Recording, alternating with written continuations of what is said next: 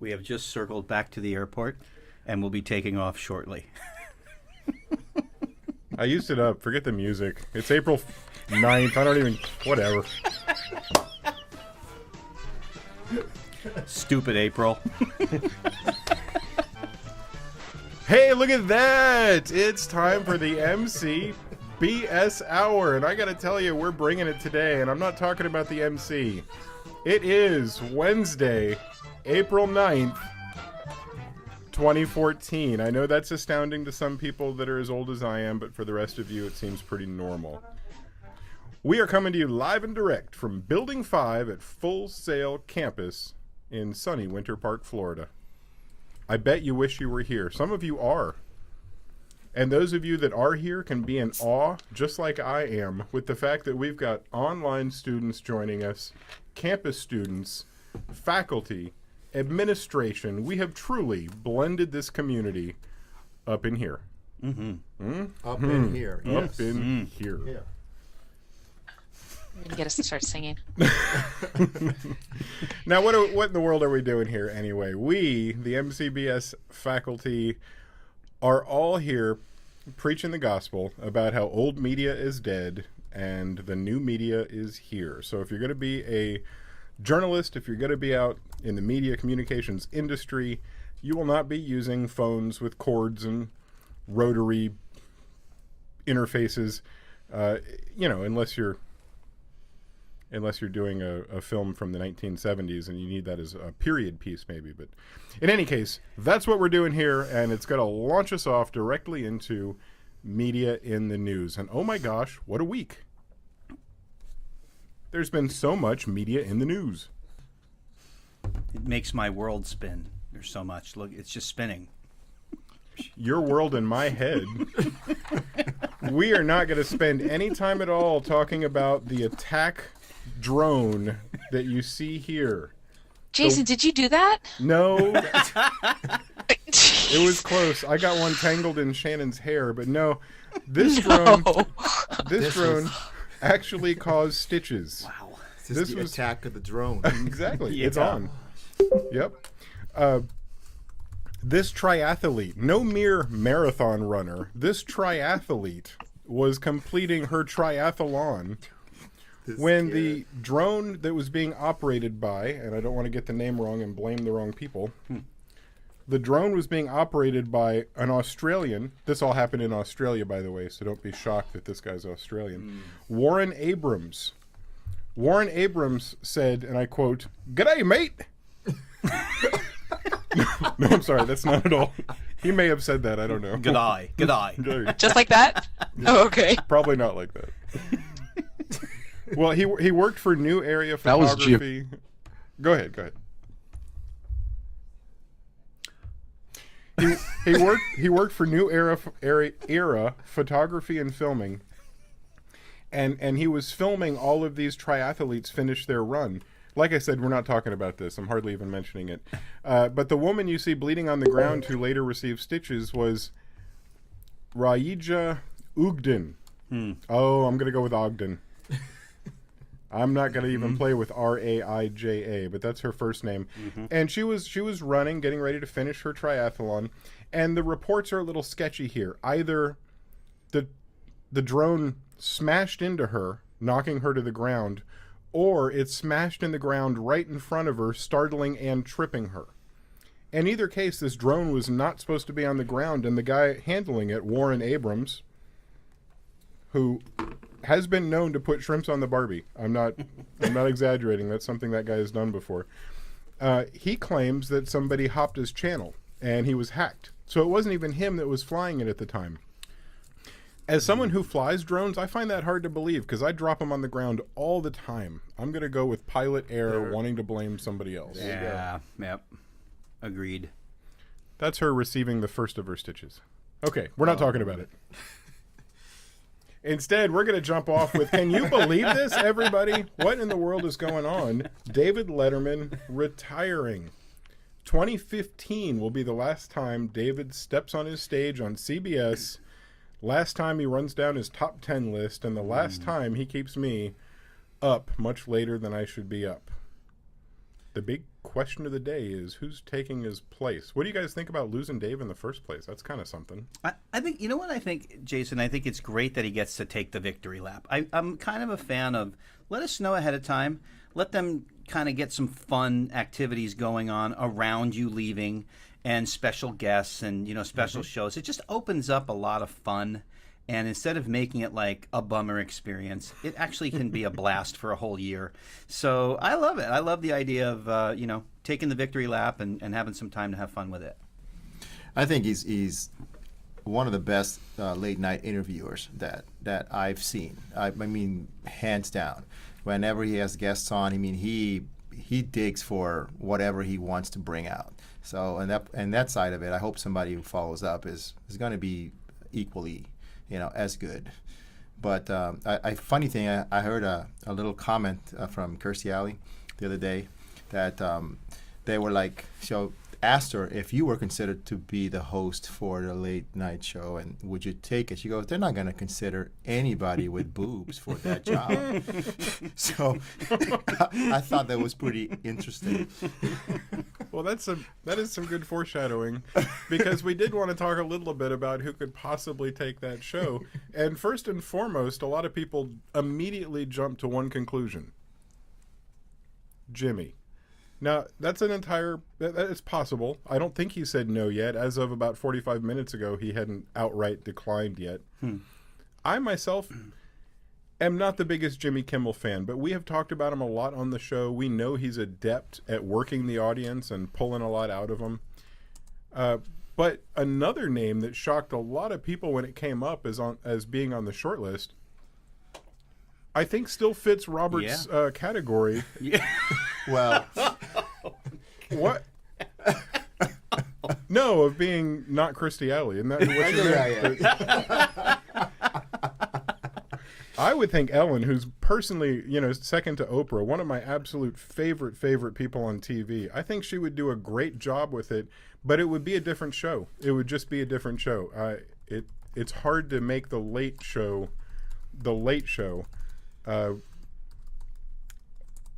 It's not that she's not edgy. We've all seen Ellen be incredibly edgy, but you almost need to be able to be Dave Letterman. So I don't know how they're going to pull that off.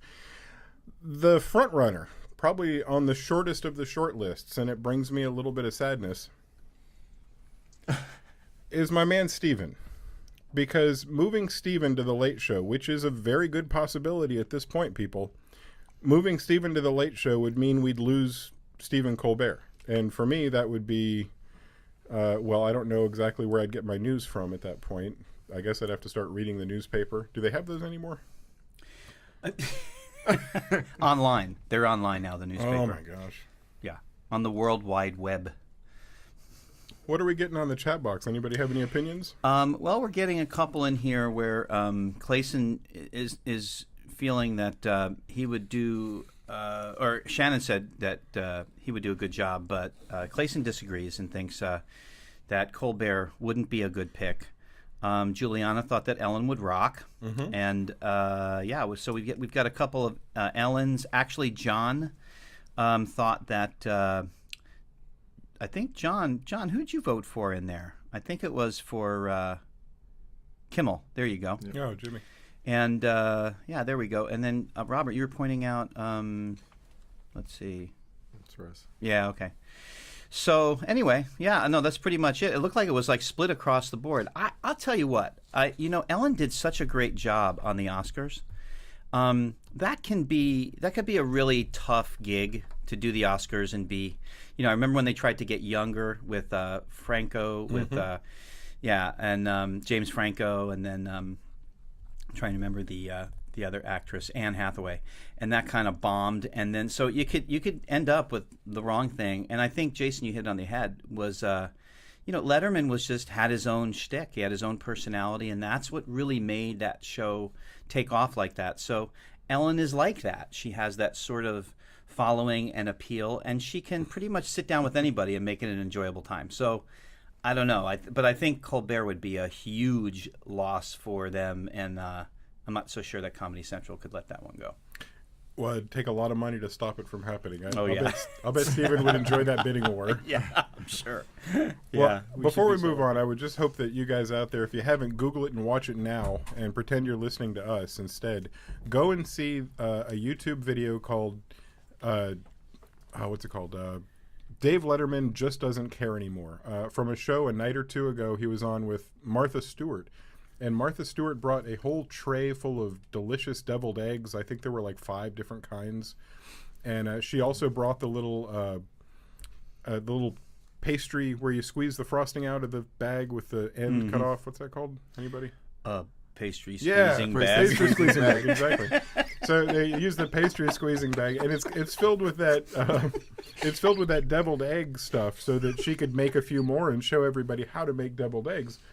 But in reality, what she did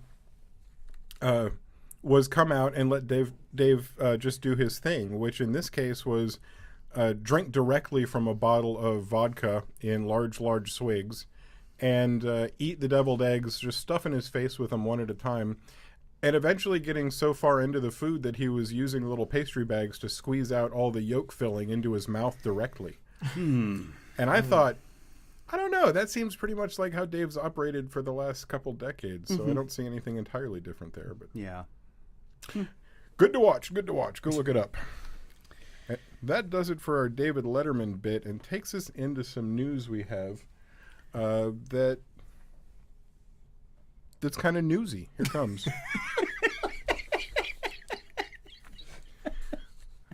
There's a group called the Consumerist, and the Consumerist runs an annual contest to see who has the worst company in all of America.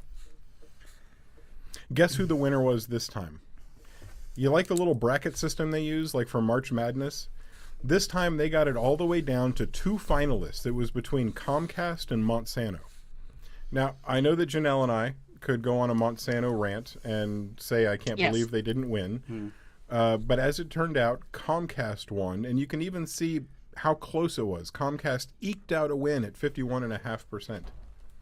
Now, I only want to point out, first and foremost, that it's a little shocking that Comcast and Monsanto are in the same category. But I mostly wanted to talk about how Comcast may have ended up there in the first place. So check out this tweet, if you will. It came from the Consumerist itself. And it seems that the Consumerist was giving a shout out to Comcast and saying, hey, Comcast, based on what we're seeing, a lot of the votes coming in are coming in from where you are, your work.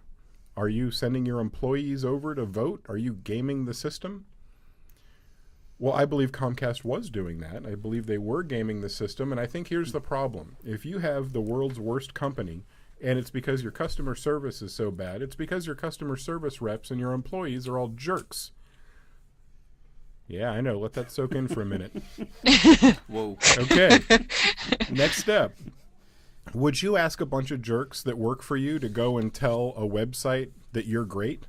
I think they shipped off all of their employees and said, you guys go log on and say good things about us. And they all logged on and told the truth, which might be entirely why they beat Monsanto, because I don't think Monsanto sent their employees to go and game the system. So that may have been a backfire gaming situation. I'd also like to add, why in the world would Comcast care so much? Anybody know?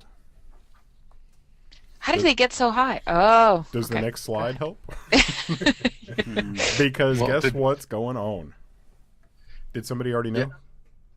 There's a merger coming, but did you see that Time Warner just barely lost to Monsanto in the second or third round there? So they had 2 shots to beat the giant of evil vegetables, and they finally made it. So I'm a little curious about next year, because Time Warner is known for being horrible. Comcast is known for being horrible. So these 2 evil entities are crashing into each other, a giant negative, toxic doom explosion.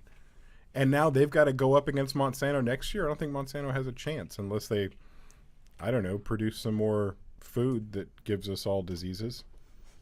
And by more, I mean just about everything they make. But let's not talk about that now, because I'm not a scientist and I don't know what I'm talking about.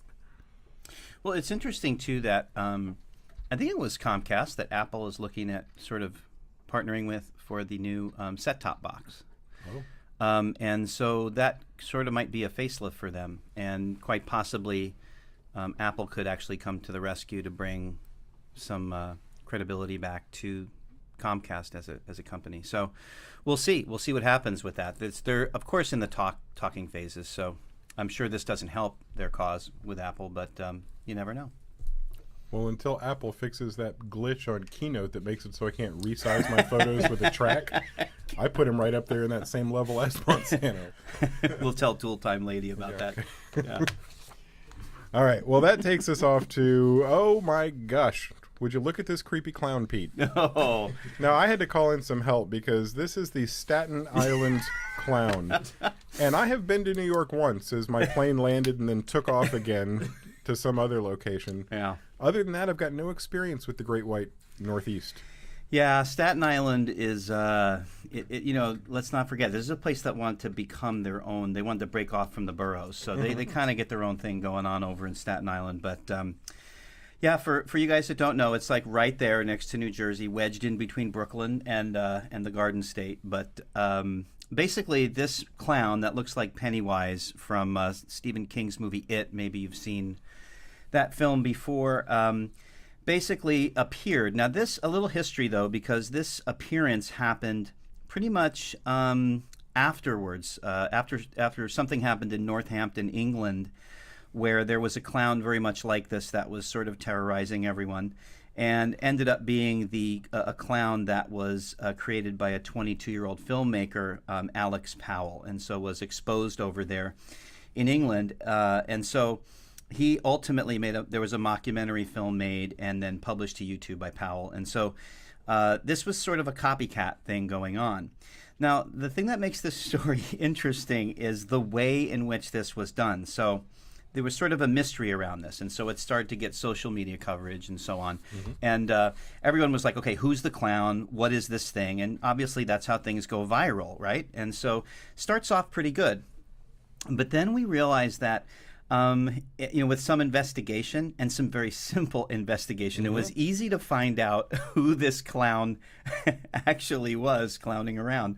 So there is a video of obviously a bunch of these Staten Island guys sort of beating up the clown and all that kind of thing. But in the background, this sort of investigation is going on, and what they found was that it was really easy to track down the clown because the person who was the clown, first of all, is the brother of the filmmaker. And so they started going to his Facebook page and finding that he was bald and really played into this whole,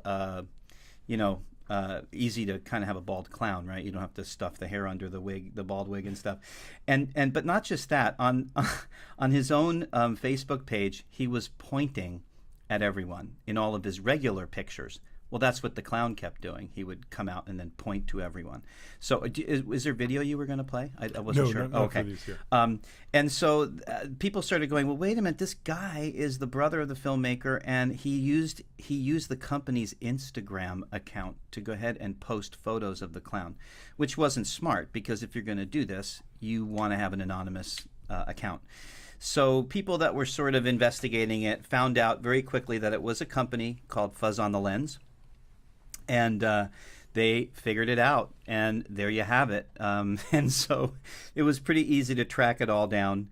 The brother of the Fuzz on the Lens owner is the actual clown. And so upon examination of it, it all became clear that, it was easy to track down. So the moral of the story ultimately is, look, if you're gonna do these kinds of things and try to be anonymous about them and drum up interest and get a viral nature going to things, don't do it on the company's, Instagram account. Use your own, or use a fake one. Make up a fake one. So anyway, that's sort of the background story.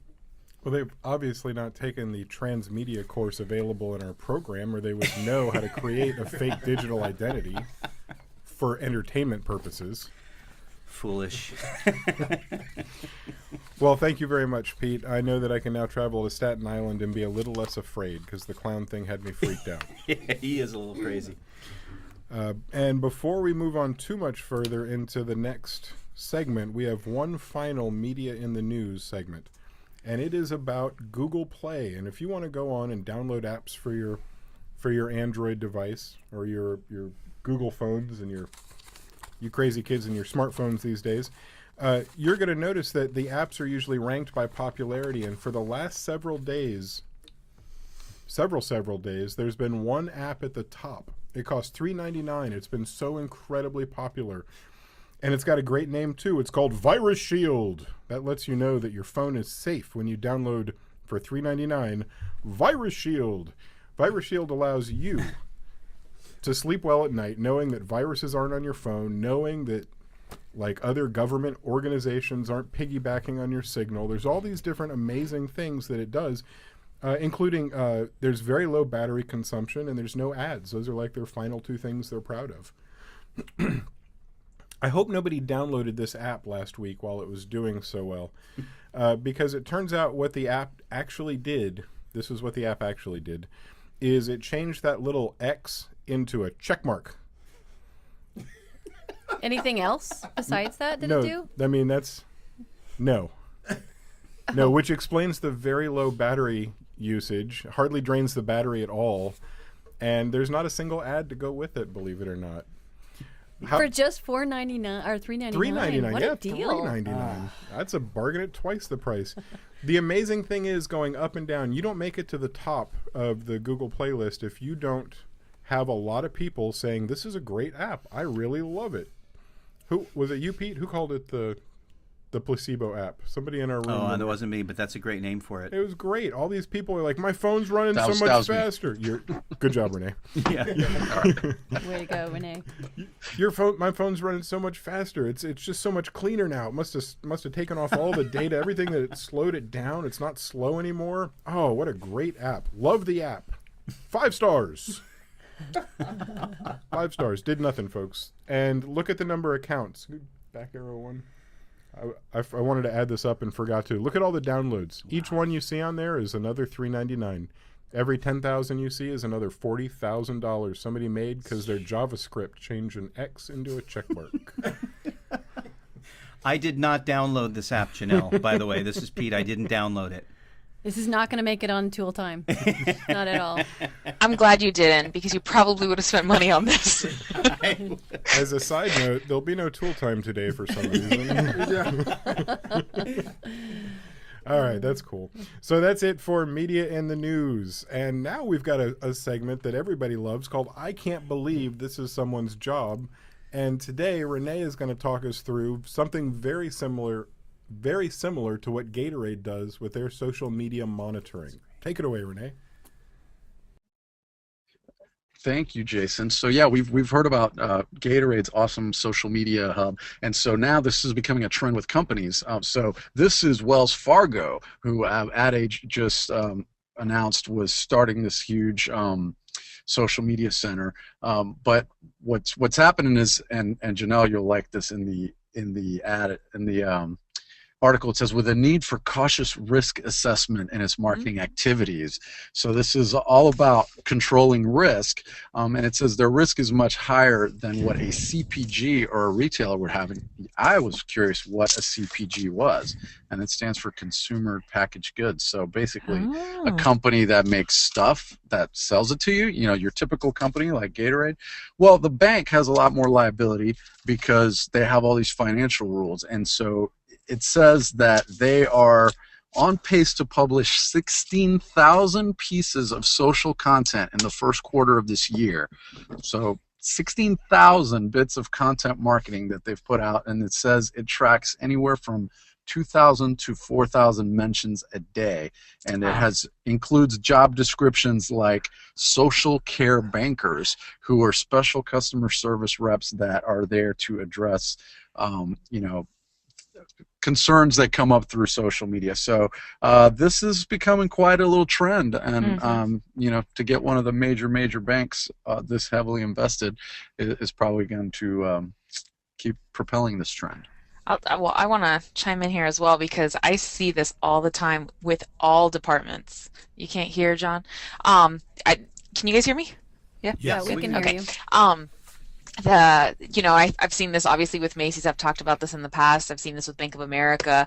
I mean, they're all jumping on board. Every single one of these companies is going to eventually have an entire social media listening department that's specifically for being able to target either bad reviews, good ones, whatever it is, just chiming into their customer service base. So good stuff. It is, but it seems a little unfair in some ways because not every company can afford to do this. I would like to know how Wells Fargo is capable of affording a room like that with a couple of screens and a TV. I know they just scrape by with about $300 of fees just for me every month, so I don't know how they could possibly stay in business. I know. You're such a compassionate soul, Jason. Yeah. Look, if Wells Fargo isn't happy, how could I be? I think in smaller companies, it'll be one person that does this plus something else in a job. But I think this is going to be just completely normal for all companies going forward. Mm-hmm. It's kind of that transition we talked about, too. Companies aren't going to have an ad department. That just doesn't exist. They've got this. No. Now they've got this instead. Well, I wish we had more time to talk about social media, but... Oh, my gosh! Oh, wait, no. No, I'm sorry. No, Don't it's get Kathy's excited. corner. I got so I was excited. gonna say, well, I can't top social media savvy with Janelle. You could try, because it's the spinning cube of Kathy. All right, so hang on to your hats. Janelle is coming, but it's just little old me now, Kathy, for you guys. Great to be with you as always. We have a very special guest in the house, Bill Cavan. And Bill, am I saying your name right? Because, his name is spelled almost like mine. And so I want to say Cavan. But am I saying it right? A lot of people want to say Cavan, so I totally understand. You But let's got say it it right, right. actually. It's Cavan. Okay, Cavan. Okay, I wanted to make sure I had that right. So Bill is here with us to talk about a really awesome opportunity that a lot of you have been waiting for, and the folks in his world have been working very hard. And I just can't say enough good about the DCBS program, which is a digital cinematography Bachelor's of Science program. They have a live stream TV production that they do how many times a week, Bill? A couple times? Or once Actually, a month? right now it's more... Yeah, right now we're doing it more event-based. Okay. A lot of this program has been developing around the fact of having guest speakers come in through Full Sail and different instructors speaking. So one of the things we're trying to lock down now is figuring out the most appropriate time to actually have the reoccurring show. Okay. Oh, right. That would be DCBS focused, or how do you envision that? Well, for the moment, we're going to say it's DCBS focused, but you know how there are things we can talk about and things we can't in life. Yes. So we'll see where that goes. So stay tuned. But I did want Bill to stop by with us today to talk about an opportunity that's coming up next week. And a lot of you may have already heard about it, but we want to just reiterate it over and over again. But there's going to be a very special training coming up about if you want to be a part of producing a live streamed webcast show, this is your chance. And I tell you, this is the future, guys. So if you came interested in broadcasting, it's time to jump on this train. So Bill, tell us what next week's training is all about and who can get involved. Sure. Well, actually, right now we're pretty much opening it up to anyone that still wants to come. We had a preliminary training about a month ago, and we had a great turnout for it. So I'm very thankful for that. The upcoming training, we're getting a little more specialized now. So we're training people how to be floor crew, how to actually handle the switcher. I'll actually be training people on physically producing and marketing the show itself. And we've got some new concepts that we're going to try out. So Great. we're also training for audio. We'll be doing camera work as well. It's going to be a really good time. This is one of those where I highly suggest anyone that's getting into any form of media that is going to end up having to deal with a production of some kind. With the way things are now, even one person sitting in front of a Mac like we are is a production. Exactly. So so even if camera and being on an actual floor or doing any news style broadcast wasn't really your bag, I would highly suggest to someone to check it out and really get into it. Yeah, just so that absolutely. you have a better understanding of it and how it works. Yeah, absolutely. This is such a great opportunity for our students and our faculty. I think some of our faculty are going to probably show up over there as well. And to get an idea, Bill's right. If you don't think, oh, well, I'm headed to be, the director of a TV news show, that's okay. Come out there and figure out, just learn. Just be open and learn, because I can tell you what, I actually just came from a career development meeting where everybody was talking about, all the old fogies, including myself sitting around the table, was saying, boy, those things we did way back when we thought had nothing to do with anything to do with our future, but boy, has it been helpful. So I really encourage you guys to take advantage of this very generous offer of this incredible faculty to train you in this art and this the work that goes on in a production like this. So if you don't really understand, tell us a little bit, Bill, what is a live streamed show? Tell us, what is that all about? Sure. Well, basically what our live stream shows, it's just like any other standard television show, really. What happens is rather than broadcasting over the airwaves via either cable or television, we're utilizing the internet just like you guys are right here. Only rather than going audio, we've got a video show. Right. The awesome part about being live for our students and viewers is the fact that, just like this show, you can chime in. We've got our own chat boxes open where you can interact with the actual people that we're interviewing, which is pretty cool. We've got some good guests lined up. We've got some people coming relatively soon that should be pretty cool. Right. And this is, oh, sorry, go ahead, Bill. Oh, no, go right ahead. I was just going to say, for our students, really think about it for the future of all the possibilities of live streaming, and then including an audience. This could be, whether it be your corporation having a meeting, it could be artists having a concert, it could be politicians getting to their constituents and interacting with them in the chat box. It could be any number of ways that this could be leveraged in the marketplace today. So for you guys to have some working knowledge of this, and even beyond if you want, is just golden.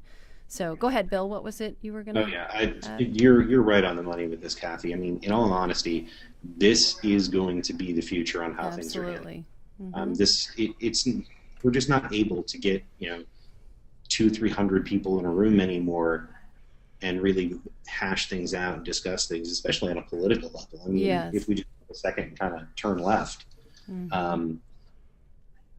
how easy it would be to take any number of congressmen or even the White House itself and sit down and have an open discussion forum like this. They're in the privacy and in the security of their location. Anyone can chime in and discuss. It's a really beautiful thing, and that's kind of where we're headed. One of the reasons that I was talking about the fact that becoming a part of a show like this and training how to do it is so important. Whatever brand you're working for, whatever company you're working for, and you're trying to put out there media-wise, you're going to come across a million little shows like this. I mean, they're just exploding. Yeah, absolutely. You're going to need to know how to interact with those people, and you're going to need to know what caliber of show is good for your brand. Well said. Yeah, absolutely. And that just speaks to there's so many ways that you're going to be able to connect with this as an MCBS student. And I like that you'll be connecting with students maybe from other programs and other faculty as well. Bill, before we go, tell us what you teach in digital cinematography and what your role is with DCBS TV. Sure. Well, actually, I'm one of the producers for DCBS TV. I teach Lighting 1 in digital cinematography, and I also teach the adjunct professor for the producing class. Okay, wow, he's got a lot of irons in the fire, and he's a nice guy. It's amazing. So And I have a sweet stash. He does. Yes, the But stash, you know what? the stash is epic. It is epic, and you're not going to be able to take a look at it. As you know, notice we didn't put a picture of Bill up here, so if you want to check out that stash, you have to show up next week. So think about that. Limited time viewing, guys. So if you're going to come and see the stash, come to the training. That's right. That's other than that, it's usually at least a good 25 cents a view. Right, that's right. It's a special offer just for next week. So make sure you take advantage of that. That's right. Thanks for that, Bill. We appreciate you arranging that. But before we let Bill go, I want to know if there's any questions from any folks, either faculty or students. Phyllis is checking asking. out the chat Yeah, box. Go ahead. Yeah, he's a pro. Go ahead, Bill. Oh, I was saying, I just saw the one from Phyllis in the chat box. For this training at the moment, you don't need to register. What I would like, though, just because space is kind of limited, we do have 3 different training sessions. If you guys could shoot an email to, and I'll go ahead and put in the chat box itself.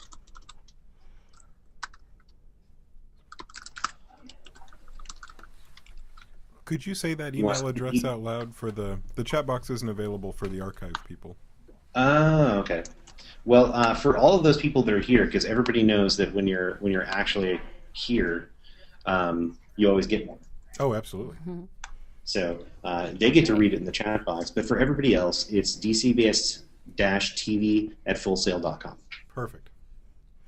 Right, so those are great guys. I can't say enough about them. They've been super gracious about their participation with MCBS and BTS and all kinds of ways. So we really appreciate it. So, and all of our faculty, if you haven't already, faculty, please do this. Please push this out to the students. I sent you an email the other day.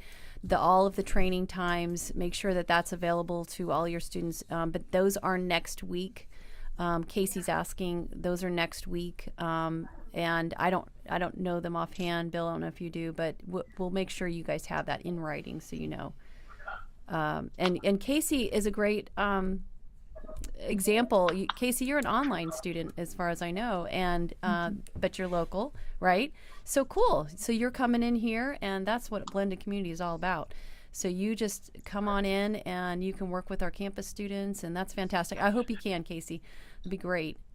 So we'll make sure that you get all the information about time and place for next week.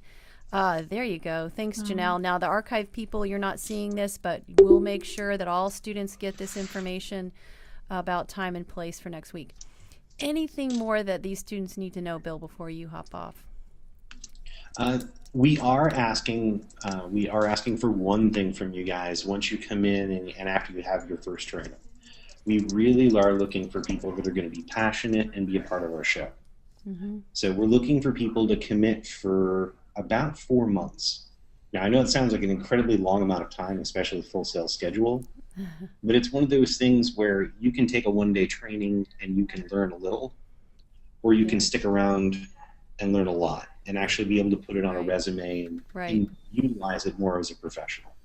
Absolutely. 4-month commitment. And you guys know with Full Sail time, what is that, a couple of days or something? I think it just passed. I think it's gone. I think that was it. 4 months just passed us by. Yeah, so 4-month commitment, I think that's very reasonable, and you guys will pick up so much. I really think and who knows, you might find a whole new passion, so if you don't already have that passion.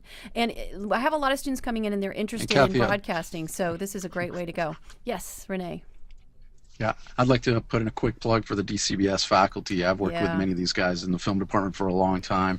DCBS has been going a little bit longer than MCBS, but it was a lot of the best and the brightest migrated over there, and we got some incredible people over there that are going to train you. So it's a really great opportunity to complement the staff that we have over here.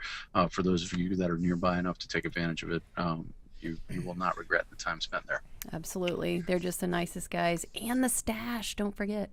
So, all right, Bill, anything else before we leave? Any other questions? Does that wrap it up? Okay. I'm good. Thanks a lot for having me on. If you guys ever want to talk more, transmedia is my thing. So, yeah. Love talking about that. We've got a transmedia class that just opened up online and about to open up on campus. So, we may have to work that as something like that out. Yeah, I didn't know you were into that. So great. I think I got and lost your card one day. Did you give me your card? We were going to talk about transmedia. You need to give him 3 times. It takes 3 times to give person a card. No, Jason's awesome. Yeah, that would be awesome. That'd be a cool conversation sometimes with Bill. Absolutely. Okay, so yeah, rock star teacher too, absolutely. So anything else? We all good? Okay, please show up. Be ready for a 4-month commitment. You will not regret it. These are the nicest, most patient, great teachers you'll ever meet. So I think and you'll you really get to meet enjoy the that. rest of us too. That's right. You'll get to meet the rest of the folks like you see on the screen. Those of you that are in here today, right now, looking at the screen, those are great guys. So, and women too. So, all right. Well, Bill, please feel free to hang out the rest of the show if you want, but otherwise you are free to go any old time. And thanks again for coming in. Thank you, Kathy, so much. I would love to hang out, but we actually just finished a great meeting about the DCBS TV show for next week, and I've got to go run back to the studio. You got to go get back to work. Okay, well, we'll let you go. So, thank you so much. Thanks for being here. Really appreciate it, Bill. Take care. I wanted to, just before we go, real quickly, I came from a meeting that just ran in here from a meeting that I just have to share with you guys. It was a meeting with a guy named Daniel Corey in career development. He's not with career development, but the meeting was in career development. Guy named Daniel Corey, who is a DAD graduate, digital arts and design graduate, from 1998. Gosh, way back when. What? Crazy amount of time ago. But he's a multimedia content creator who specializes in comics and film. He's written a series called Moriarty and the upcoming Red City for Image Comics, who also puts out Walking Dead, if you've ever heard of that. And through his own company, Danger Cat has created the series Prophet, which was recently optioned for a film by the producers of the Twilight and Percy Jackson series. Yes. Yeah. At present, Daniel is continuing his transmedia approach to storytelling by making inroads in the gaming industry. So why am I telling you all of that? Well, I have a meeting with them and the great creative writing folks. And I tell them about what we do in MCBS, and we learn all these different kinds of media, and that we learn it through a media strategist lens. You make a great video, but then what? You need to know how to leverage it. And so I just kind of briefly say that. And throughout the rest of the time he was talking with us, he kept looking over at me and referring to, it's really all about the implementation. It's really all about the application. Like, it really doesn't matter what product you have. You got to know how to implement it. You got to know how to place it strategically. So you guys are just right on track. I tell you what, I'm really, really excited. Every time I talk to some folks out in the industry, they're so excited for you to graduate. So, so that's, I just had to share that with you and just tell you again that you guys are just rock stars. And that's it. That's it for Kathy's Corner. Well, thank you very much, Kathy. I think all the rock stars and I enjoyed hearing all about that. And I am definitely going to be over at DCBS TV next week because I want to be a part of that. And I also don't want to have to drive all the way to the Smithsonian just to see that mustache once it's been taken off in a week or two. That's right. Now it's time, Janelle. Yay! Now it's time. It's on. Woohoo! So for this segment of Be Social Media Savvy with Janelle, I'm really excited about this one because Twitter is doing a new redesign. So you can't see it if you go onto your Twitter right now because right now they're testing it on certain profiles. So if you can whip to the next one, this is actually he is the Mashable Assistant Features Editor. His name is Matt, obviously, Petronzio, whatever it is. So we get to kind of check his out. But what they're doing is making it more of a Facebook kind of thing. And we all know that Twitter is not Facebook. They are microbloggers. So, it's a microblogging website. So you can never type more than, 140 characters. And they're not going to budge on that. We already know that. So, maybe in the future. But for now, no matter what anybody has tried to say or all the protests to try to make it longer, then that wouldn't make them Twitter. So it's kind of nice that they limit what people say and how much to say it. But I love it because I think that I'm going to be on Twitter more than I am on Facebook. Oh, I already am, I think. But anyways, I think it just gives like a really cool screen view of what everything's going to look like. So you're going to be able to have a larger image. I think the resolution's going to be better. And then they're going to give you kind of like that cover page image that you can do. You'll see your tweets, your photos, following, followers, favorites, views, all of that stuff. And so it gives you a little bit more real estate in your profile page to the left if you notice that. So it's a really cool way to see everything that you've got going on in your thread and images popping out. Once upon a time, Twitter just used to have like the little bit links or whatever, and sometimes they still do. But if you embed it directly into Twitter, you'll be able to actually see the images. Well, I think like this, they're going to start showing it much more into the feed. And if you'll go to the next one, when you click on other profiles, this is how it's going to appear from now on. So you'll get to see a little bit more about them as opposed to, you know, going in and just kind of seeing it all the way down. It only gives you usually their name, and if you're following them, and then you have to click into their profile to see a little bit more about them. But here it kind of gives it in a much flowier outline, even more than Facebook, because Facebook kind of still gives you the name and whether or not you're friends. But this will give you a little bit more information, because Twitter kind of deals more on a professional, colleague, acquaintance, complete stranger, you know, zone, as opposed to Facebook, where hopefully you kind of know who you've accepted as a friend. Where Twitter, it's kind of, you have no idea, and it could be just anybody. For example, my Twitter is mostly based with social media, so the majority of the people following me, I have no idea who they are. The majority of the people that I follow, I have no idea who they are or their companies. So I know the company, I just don't know who personally I'm interacting with. So it's kind of cool that you'll get a little blip of who they are and what they do. So the final element, I think that, is that the last slide? I think I got one more slide. I've got 3. Yeah. Did we do 3? Okay, then is that, I think that was the. Look at the next one, we might get Pete excited, and I don't want to. Oh yeah, no, I don't want to get. No. Well, basically, I'm done. Does anybody? I mean, Shannon says I like that a lot, but does anybody like this? Does anybody even use Twitter, or am I the only one talking? I do. I do. Who said that? Who said that? I do, Robert. Yay! By the way, guys, I was so excited. I changed my little profile blip that they give you, a little blip on something to say about you, like what you see here, and I changed it completely, and I used 3 hashtags. I got 18 followers in 2 days. I was so stoked. Anyways, just thought I should throw that out there. So I guess it really does make a difference what's on there, but yeah. So yeah, Shannon, I'll totally give you a lesson on Twitter. Anybody else? Martin does not. Martin, never mind. Donovan. So anyways, this is what Twitter hopefully will be rolling out. They're actually quietly testing this, but when I threw this out on Twitter yesterday, when I found this, I was so excited, and I actually had some interaction with some people who were super excited to get this also, and they couldn't wait. But we have no idea when it's actually going to launch, because they're still in kind of testing mode, and obviously they're testing people that have 4,000 plus followers, you know, or people with an influence in Twitter. So that's all I got for you guys today. I like the new layout too, Juliana. Obviously, I'm really excited. So that's your hashtag Be Social Media Savvy with Janelle, all about Twitter. Thanks, hashtag Janelle. You got it. Robert, is that it? Did you get the new one? Yep. Yep. Robert's got the new feed on his Twitter right now, so go check it out, folks. Maybe they rolled it out to more of you. Yeah. Or maybe just the really cool people. You can never tell. Now, I will say this in Martin's defense, Janelle, you don't want everybody to know how Twitter works, or you can't make any money off consulting. It's true. You're absolutely right. Martin, you don't have to use Twitter. It'll be okay. Now, I have no idea what the next slide holds for us. I sincerely hope it's not another one of Janelle's slides. But what I think we've got coming up next... You know you want to push the space bar.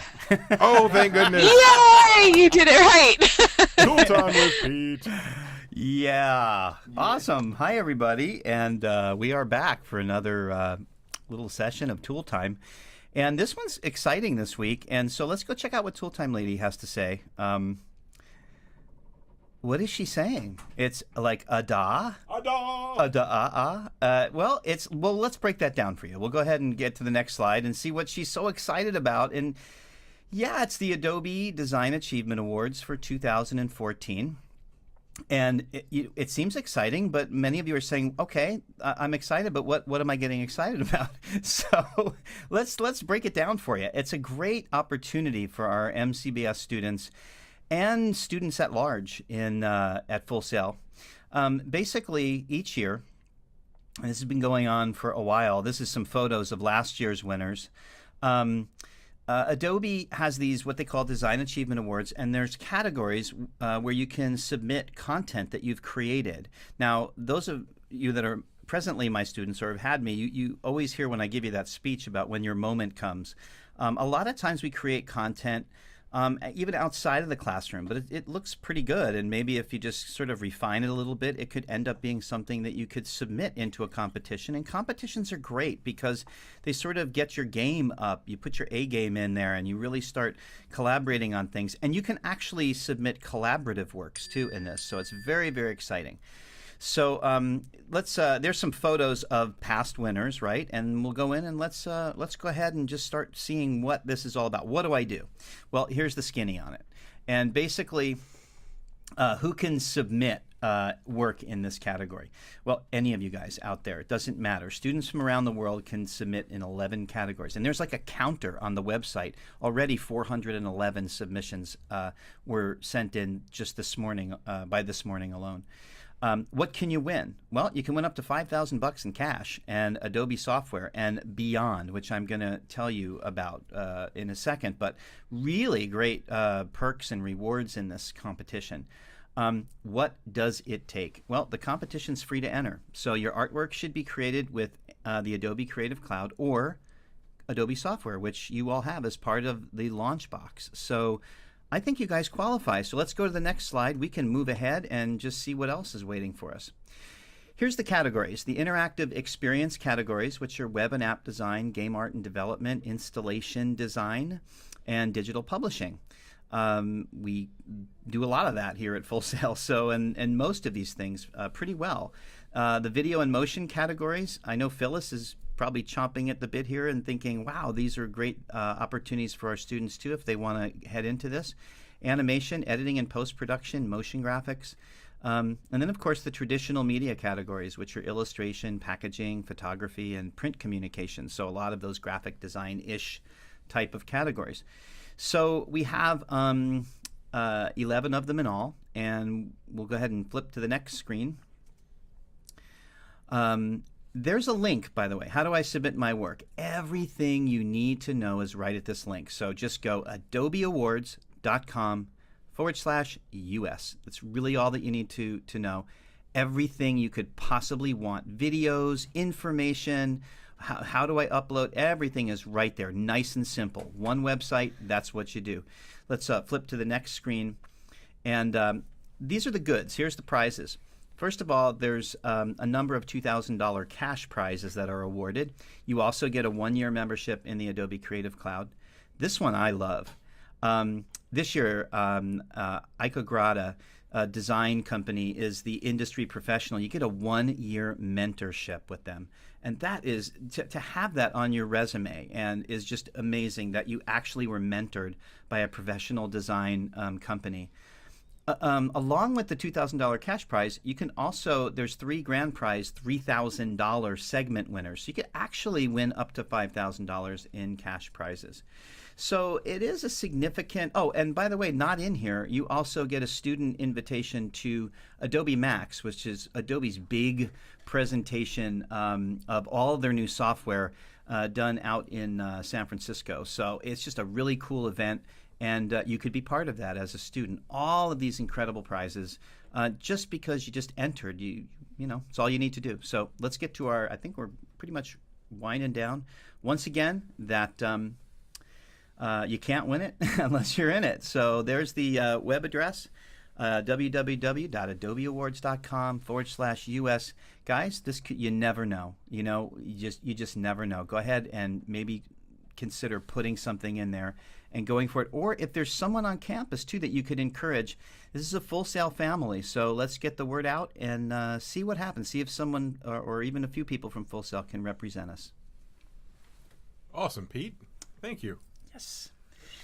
You know, I was expecting another image to pop up, though. I was shocked when... Did you put it in there? You're not going to make me flip to the next slide. Are you really? You know, speaking of digital artists, is it in there? No. Okay. All right. You'll have to out yourself. You guys will have to talk to Klaus about showing you his version of the Tool Time lady with a wonderful goatee. So there you go. Yeah. I've never seen eyes accent a goatee so nicely before.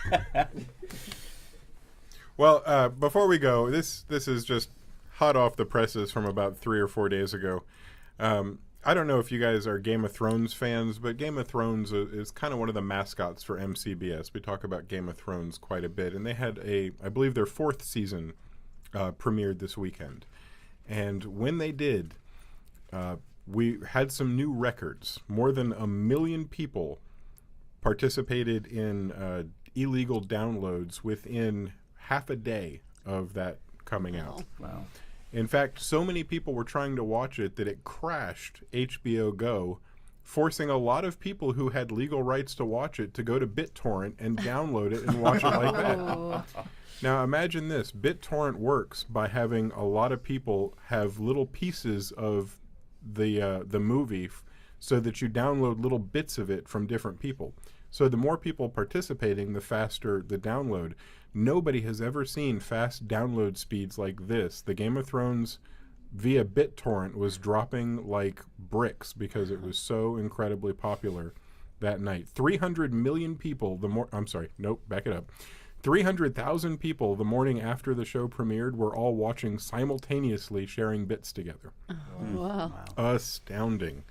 We'll talk about more stuff as exciting as that next Wednesday at 2 p.m. when we have our next installment of the MCBS Hour. You guys rock. We love you all. That's right.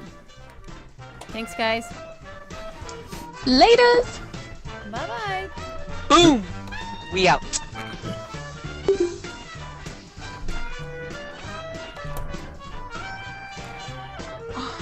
I can never bring myself to stop it. Sakalaka. Oh, shakalaka. Another fantastic show. Smashing. Oh, sorry. Go ahead. go No, ahead. you.